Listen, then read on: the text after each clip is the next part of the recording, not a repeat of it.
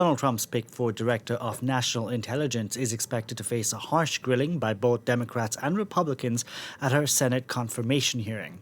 43-year-old Tulsi Gabbard is a former Democratic Congresswoman and a combat veteran. She left the Democratic Party in 2022 and threw her weight behind Donald Trump in the most recent election. Gabbard has little intelligence experience, and her past views on Russia and Syria are expected to be picked apart. For more on this story, we can bring in our international affairs commentator, Douglas Herbert. Doug, great to see you. Oh, yeah.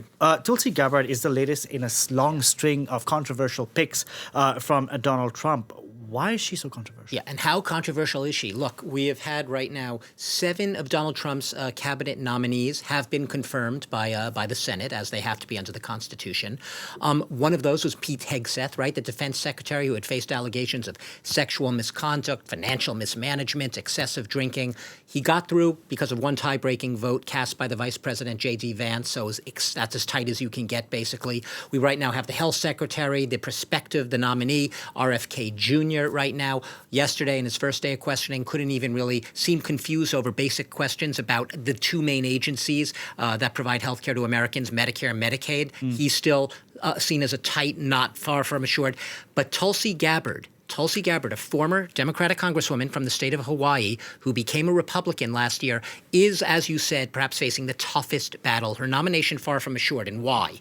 On paper, she looks great, Delano, as you said. She is a lieutenant colonel. She's a former Iraq veteran.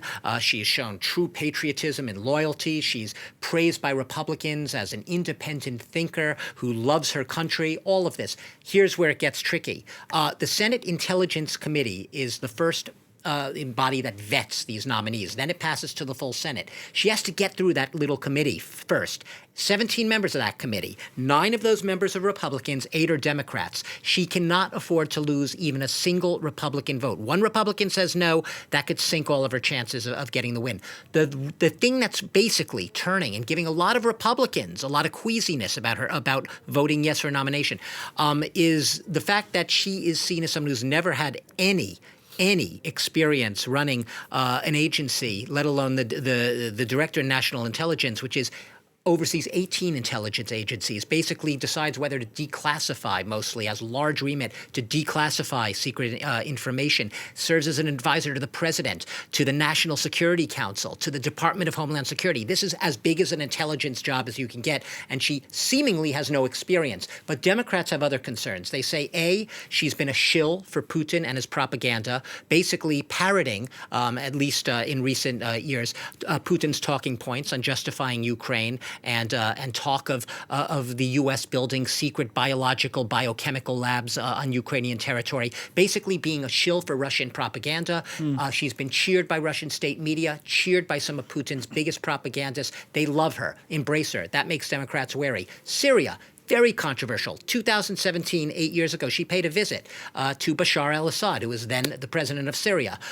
She had questioned whether or not that regime had used chemical weapons against its own people. But she's also had concerns about surveillance programs in the U.S., programs that intelligence and security officials in the U.S. say are absolutely vital for combating terrorism. She's muted those criticisms recently, but these are all things taken together. Support of Russia's propaganda, the Syrian Bashar al-Assad acting as a cover for him in many ways, and also her domestic intelligence approach. These are all things that are giving Democrats a lot of worries and queasiness about her prospectively overseeing the biggest intelligence agency potentially in the world. Before we take a listen to that bit of her Senate confirmation hearing, I want to ask you, if you and I spoke a couple of weeks ago about Pete Hegseth, you would tell me there was no chance in hell he would make it, yet I might have said he had a chance.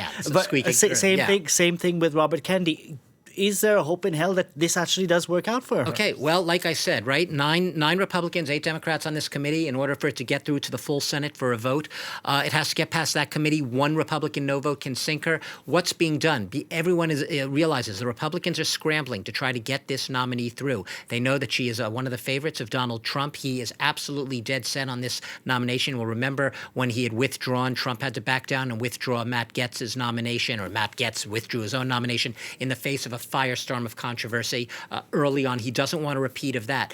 What is being considered, reportedly, there are reports in the U.S. Press right now, that they might vote in a different way. And what would that mean? One of the options being considered is reportedly a public vote. That means everyone on that committee would have to publicly show who they're voting for. Now the process is usually you don't have to indicate who you're voting for.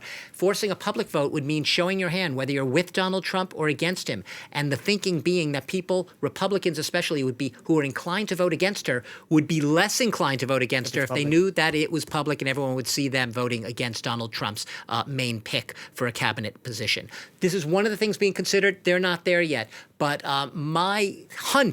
my sense is that a lot of calls are being made, a lot of pressure campaigns are perhaps quietly and not so quietly being mounted to make sure that she squeaks through, perhaps in a similar manner as Hegseth did a week ago with that one tie-breaking vote by the vice president. It's going to be close no matter what happens. Okay.